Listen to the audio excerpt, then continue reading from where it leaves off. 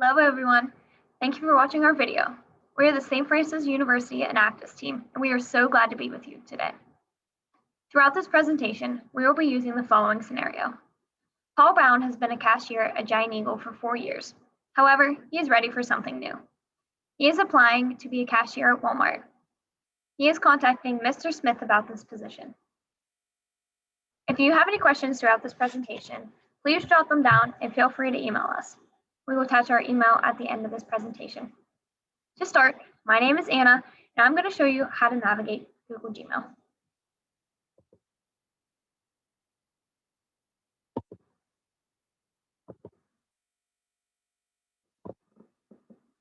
Okay, so this is the homepage of Google. If you look, my cursor is right here. I'm going to go to the right-hand corner of Google. If you put your cursor over it, this will show you your Gmail account. You want to make sure you are using a Gmail name that is easily identifiable to you. So our email is enactus.uwork@gmail.com. That is the email address you can send any questions to. But also, if you look at that email, that easily identifies who we are. So you want to use an email that identifies who you are. So whether that's your last name, your first name, or both. So now, if you look on the left-hand side of your screen, you will see there are categories along the left-hand side. The first one we are going to look at is inbox. So I am currently clicked on inbox, which has 3 sections. It has primary, social, and promotions. So under your primary email, this is anything that Google identifies as important. So this email is going to be specifically identified to you. Under the social category, this is emails coming from social media networks. So if you have YouTube, Facebook, Twitter, Instagram, any emails you get are going to go in here. Promotions are the emails that you're going to get from companies you subscribe to. So if you're subscribed to Nike to get weekly deals, this is where those emails are going to go. Going back on the left-hand side, under inbox, you have a category called starred. If you have an email that is very important to you and you don't want to lose it, you can move it into the starred category, so you have it very accessible. So if I'm looking at this top email, and if this is important to me, I don't want to lose it, you have the option to click on the square, or you have the option to click on the star. If I click on that star, if I go back on the left-hand side and click on the starred category, that email is moved there. So once I click on it, it's immediately there. I don't have to struggle to find it at all. If you want to remove the starred email, you simply click on the same star that you did, and it removes it. That email is not deleted, but is moved back into your inbox. So if we continue along the left-hand side, we would hit inbox, starred. Under the sent category are any emails you have ever sent to anyone. So if you need to go back in time and look at information you sent to someone, you need to double check a date, you can click on the sent email. If you keep scrolling down, you have the more option. Click on more. There are folders that you have that are created by you. So under this all mail category, this is going to be all emails you have ever received. So this includes deleted emails, archived emails, and sent emails. You go down to spam. Spam emails are emails that Google identifies as not important. They think that they are either a threat or a scam. But it's very important to check your spam email because sometimes Google messes up. And you can get a very important email in your spam. So make sure you keep it. Now, we are going to create a sample email. So if you look along the left-hand side again, you have above inbox, you have this plus sign that says compose. If you click on this option, this is how you write an email. So like I mentioned before, we are creating an email to Mr. Smith asking for a job position. So what I'm going to do now is I'm going to copy and paste the sample email we are using later on. So this email is being written to jsmith@123.org. The subject of the email is Paul Brown cashier application. I'm going to make this capitalized. And I'm going to paste in the sample email we wrote. which was not that.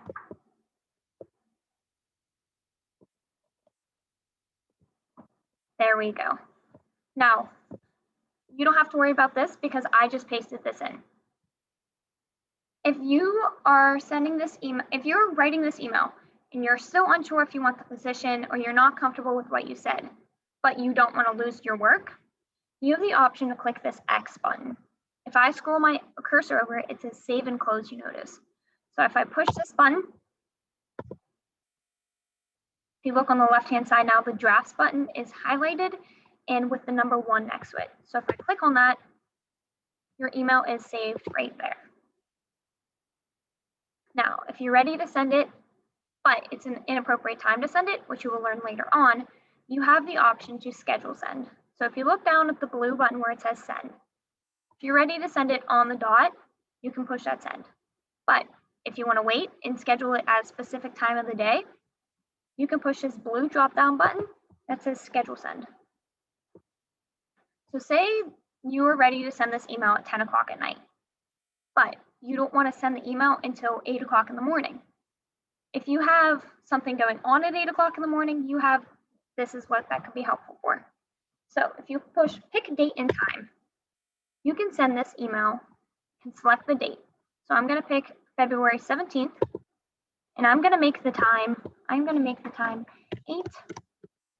a.m.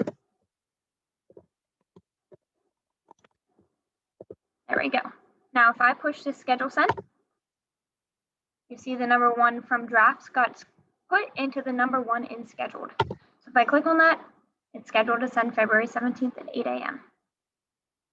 If you guys have any questions on the information I just shared with you, please feel free to email us. Our email address is once again enactus.uwork@gmail.com.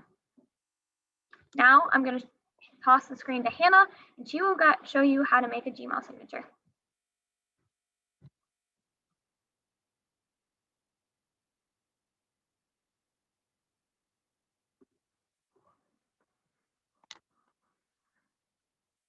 Okay, hello everyone, my name is Hannah, and I am going to walk you through creating an email signature. So to start off, just think to yourself, have you ever heard of an email signature, or do you know what it is? And if not, I have a definition that a signature is automatically attached to the bottom of your email. It is a personalized block of text that allows you to add in contact information that you want your receivers to know. Okay, so to create this signature, you're going to go up to the settings tool at the top of the Gmail screen, which is going to be to the right of the support. It's a question mark. My cursor is up here. It's hovering over the settings tool, so you click on that. And then our signature is going to be in our category of See All Settings. It's right under the Quick Settings tab, so you give a click on that.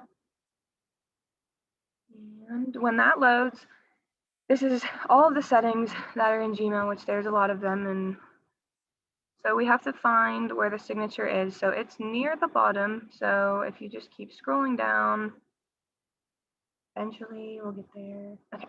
So whenever you locate the signature tab, it's right here.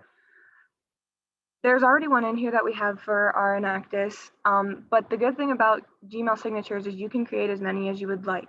So for this example, we are going to create a new one for Paul Brown because he's applying for a new job and he wants to formalize his signature. So to create one, you hit Create New. And for this, you can name it whatever you want. So I'm just going to name it Paul Brown for the sake of our example. And you hit Create. So then that's just going to always be saved there.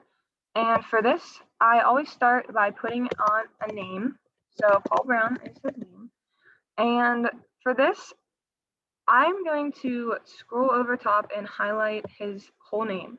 And I'm going to go down to the bottom text options and hover over this B. Now, when you click this B, it will make his lettering darker. That is a bold text, and that makes it stand out. So whoever you're sending your email to will remember your name more easily. So after his name, I'm going to add his position. Oh, no, you gotta click the B again so it doesn't bold the rest of your text. So I'm gonna click that off, sorry about that.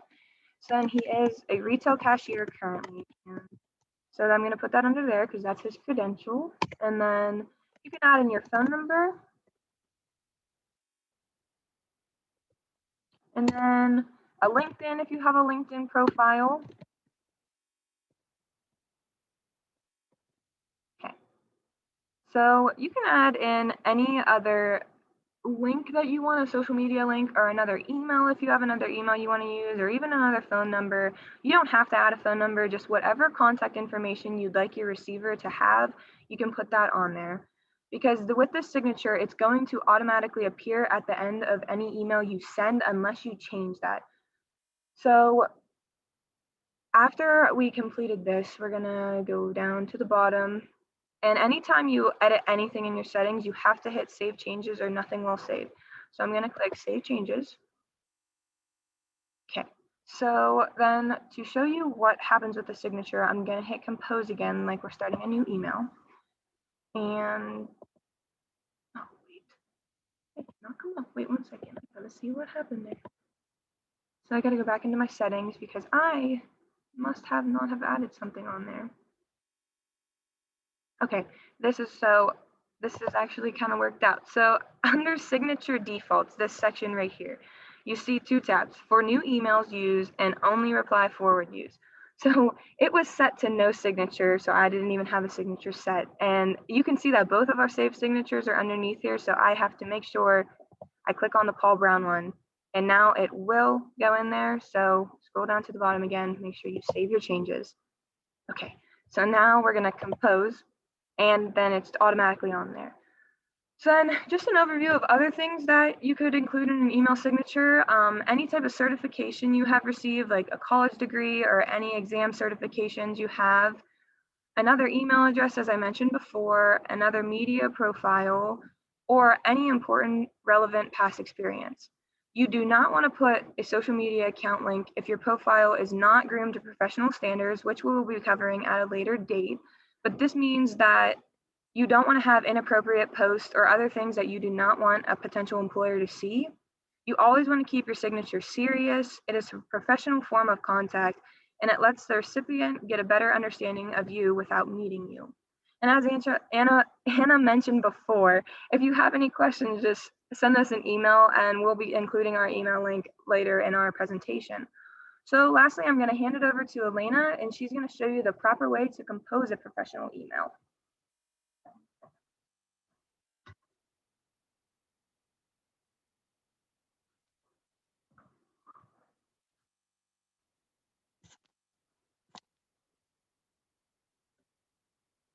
Hello everyone, my name is Elena, and today I'm going to be showing you this PowerPoint on how to compose a professional email.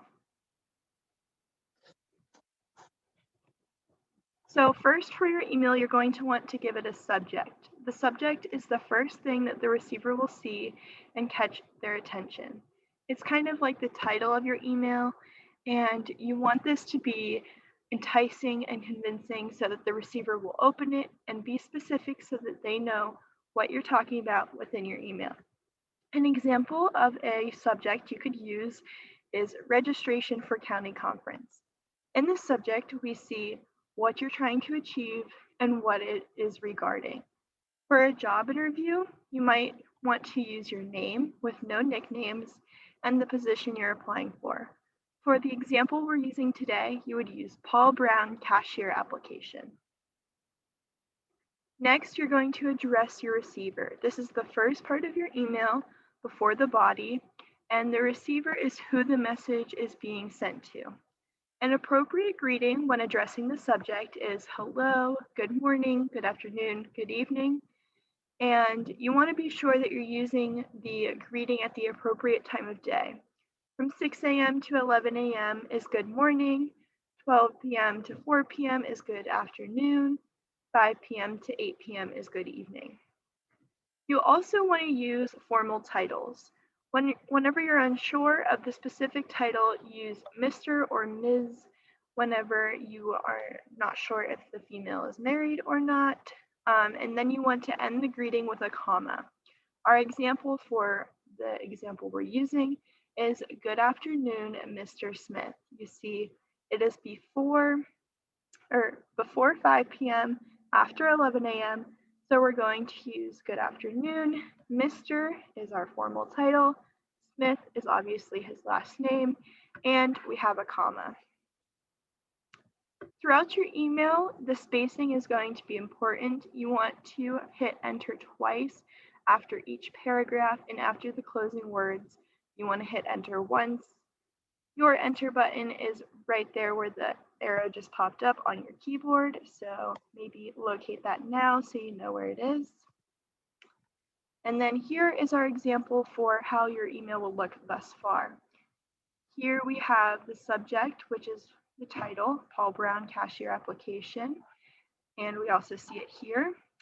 We see our receiver's email address, jsmith@123.com, and then we have our greeting, good afternoon, Mr. Smith, comma, hit enter twice, and this is where you'll start your email.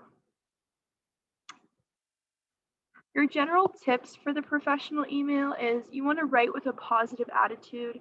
If you are in a bad mood, do not write an email that might be a bit too aggressive for your receiver, and you want to make sure you're keeping a good, upbeat, optimistic tone. The reader cannot see your body language, so make sure your message can be interpreted correctly.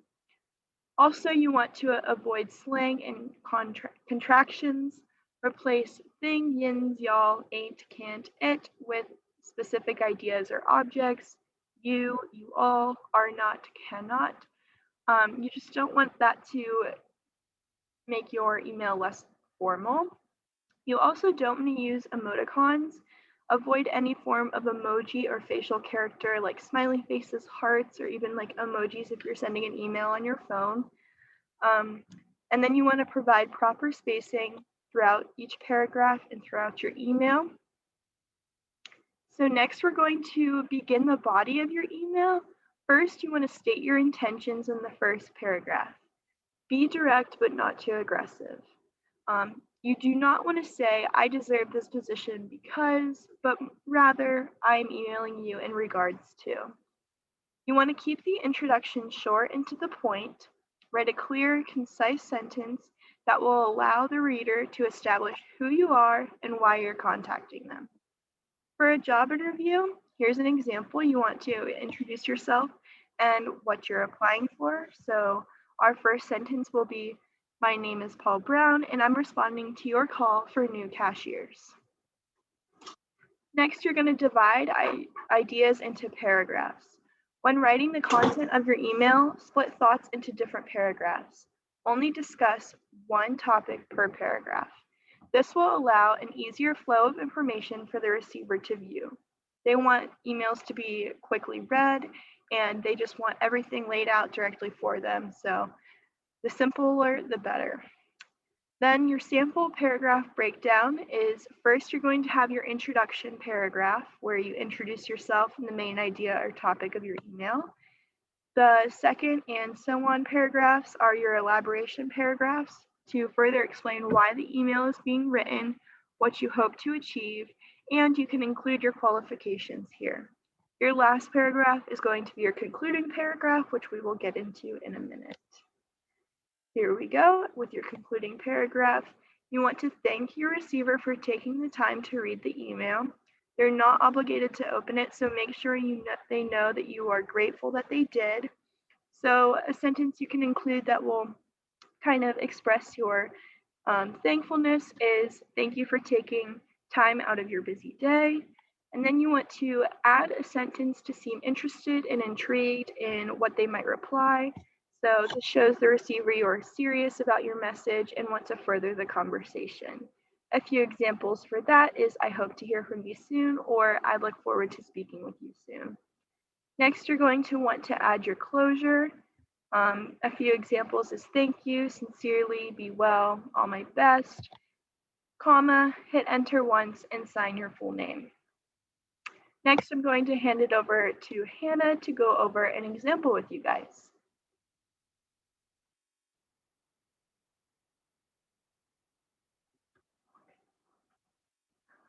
Hello again, everyone. So we are going to be covering two different examples for the last portion of our presentation. So first, I'm going to go over a bad example with you.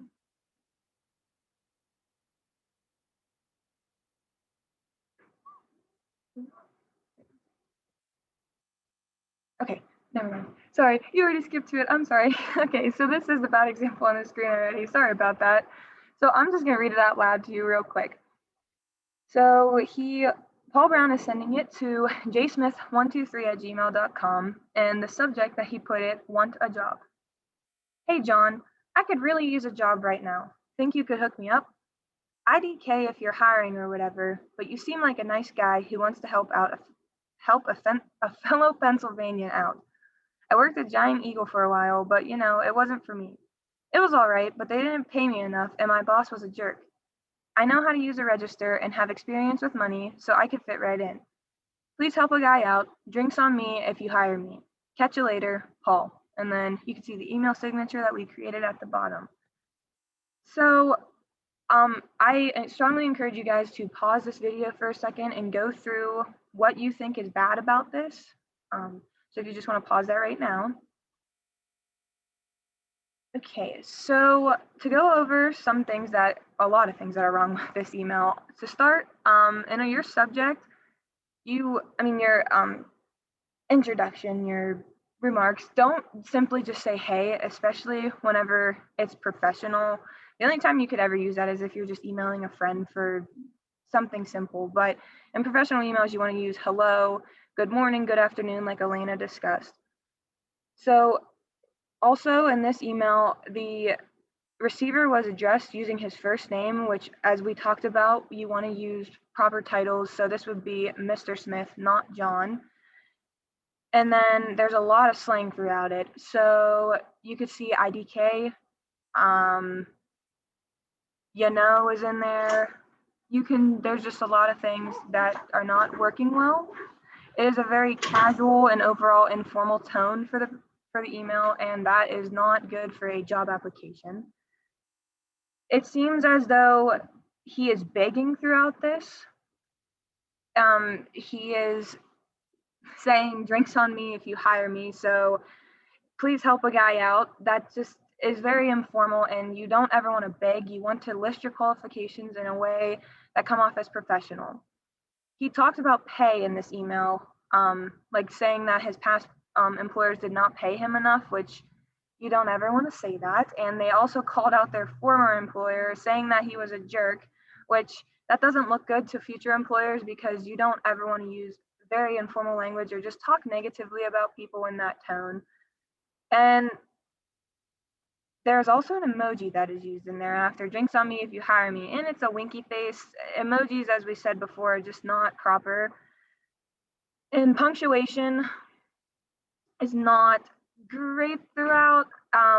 But that's not really a sentence. That's not proper punctuation. So you have to pay attention to grammar and contractions. Just also, and your is improperly spelled. So that would actually be YOU''RE for you are, not your as a possession.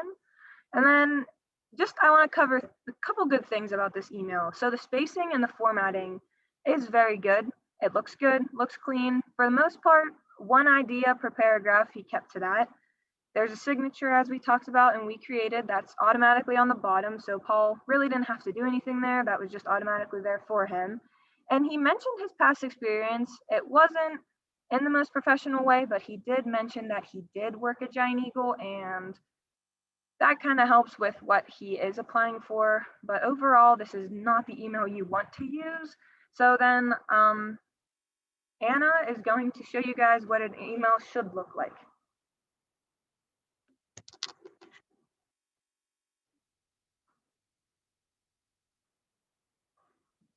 Alrighty guys, I'm back.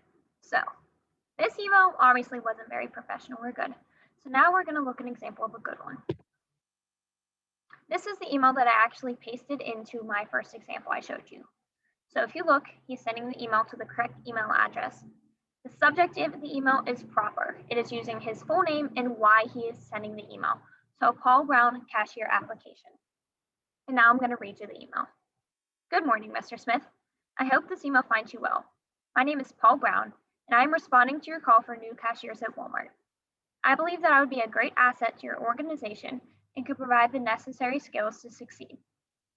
Having 4 years of retail experience at Giant Eagle, I would like to transfer from my current position to a company that better suits my beliefs and values. Walmart has an outstanding reputation. That is something I strive to be a part of.